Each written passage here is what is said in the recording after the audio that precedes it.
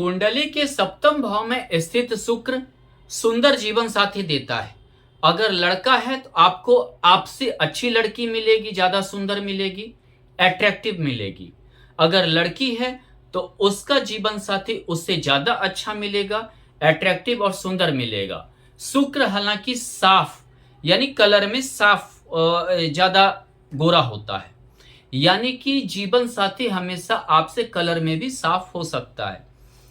उसे luxurious life जीने की इच्छा होती है, महंगा गिफ्ट आइटम लेने की इच्छा होती है, ब्रांडेड कपड़ा, branded perfume, branded car, branded गाड़ी, ये सब का ज्यादा शौक होता है, शौकीन होता है। हालांकि पैसे की कहीं ना कहीं से पैसा भी अरेंज हो जाता है।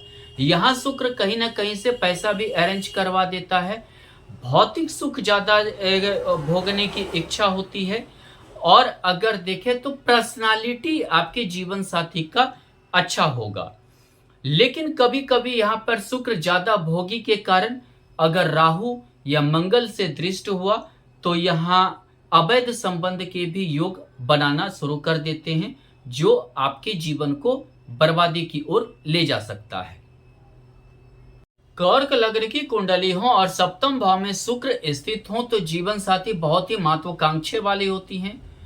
अगर लड़के की कुंडली में है तो उसकी पत्नी की महत्वाकांक्षा बहुत बड़ा बड़ा होता है, और अगर लड़की के कुंडली में है तो उसका पति का महत्वाकांक्षा बहुत बड़ा बड़ा होता है।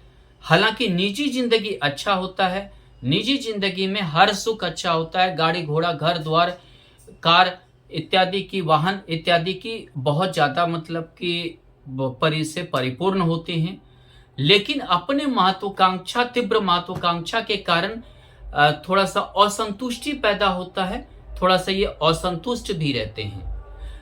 और यहां अगर शुक्र को देखें तो यहां पर शुक्र जो है लग्जरियस लाइफ जीने की इच्छा को भी बहुत ज्यादा प्रकट करता है। हालांकि कभी कभी अपनी इच्छा की पूर्ति के लिए ये गलत कदम भी उठा लेते हैं, यानी कि भ्रष्टाचार करना या समझिए कि कोई दूसरे तरीके से पैसे का अर्जन करना। मिथुन लग्न की कुंडली हो और सप्तम भाव में शुक्र स्थित हो तो लव मैरिज या जाना पहचाना घर में शादी होता है। लेकिन विवाह के बावजूद भी ये किसी अन्य के कारण ही इनके घर में लड़ाई होता है। कोई समझिए कि पति पत्नी के बीच में किसी अन्य के कारण हो सकता है कि पति का कोई पुराना लवर हो, पत्नी का कोई और मतलब कि संबंध हो, या किसी और से जो है नाजायज संबंध, उनके कारण जो है ज्यादा ये होता है। कभी कभी ये ऐसा शक के दृष्टिकोण पर भी लड़ाई जारी रहती है, यानी कि लड़ाई झगड़ा होते रहते हैं।